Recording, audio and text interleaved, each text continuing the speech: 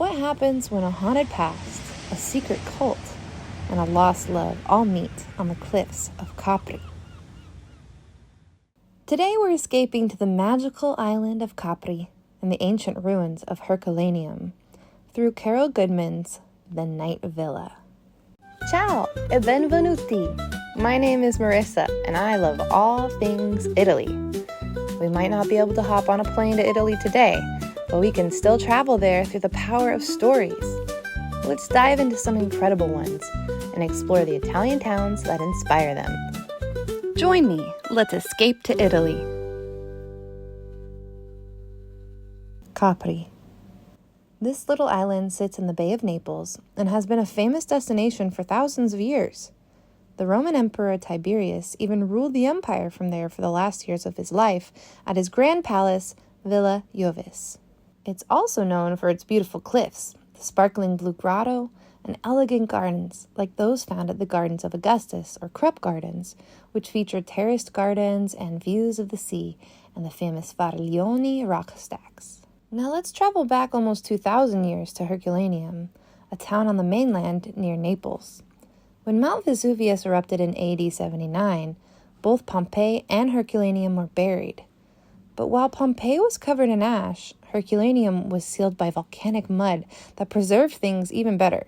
The food, wooden furniture, and most famously, ancient scrolls in the villa of papyri. Many of these scrolls are still unread because they were carbonized by the eruption. In the Night Villa, the story imagines what it would be like if some of these hidden writings came to light. Let's jump into the story. The Night Villa follows two women's stories, Dr. Sophie Chase and a Roman slave girl from the time leading up to Mount Vesuvius's eruption. Sophie is a professor who studies classics and ancient texts. Her life in Texas is shaken by a tragic school shooting, and she takes the chance to escape by joining an archaeological project in Capri. She hopes for peace, but instead she finds mystery, danger, and secrets hidden in the ruins. So this project is the Night Villa, a villa hidden under lava ash and Herculaneum that is tied to these ancient manuscript papyri and to a mysterious cult. This cult is made up of followers of Pythagoras, the ancient Greek philosopher who believed in numbers, harmony, and secret knowledge. Sophie discovers that people in the present are still fascinated and maybe even a little obsessed with these ideas. As she digs deeper, pun intended, Sophie has to figure out who she can trust, including an old lover who appears out of the blue. Can we really trust this Eli guy? Now, there's a lot more to this story, especially with the Roman slave girl, and you just don't know who the bad guy's going to be in the end. But I can't tell you anymore because I don't want to spoil it, so you'll just have to check it out for yourself. I've got to say, this was an exciting read. I thought that the modern and ancient story were well paced, layered, and mirrored. It wasn't too complicated to follow along or anything like that. And the payoff in the end was worth it.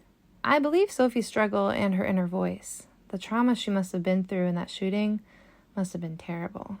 It's true, you have to suspend your disbelief some with this one. It's historical fiction and not all fact, right? Especially when it comes to the ancient manuscripts she finds.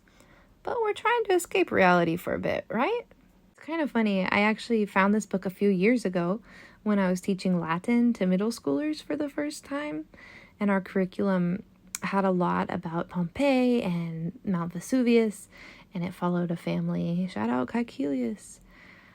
And it was just fun for me to put myself in Sophie's shoes as a classics professor and follow along with her on this historical journey and adventure. Overall, I really enjoyed being transported to Italy through this writing. The historical elements and details really took me to Capri and the dig site. Amazon rates The Night Villa at 4.1, and Goodreads gives it a 3.6. I give it a walk through old ruins with sea breeze blowing through my hair out of 5.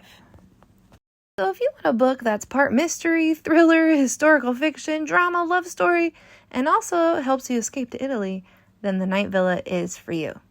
If you're interested, check out the links in the description and let me know what you think.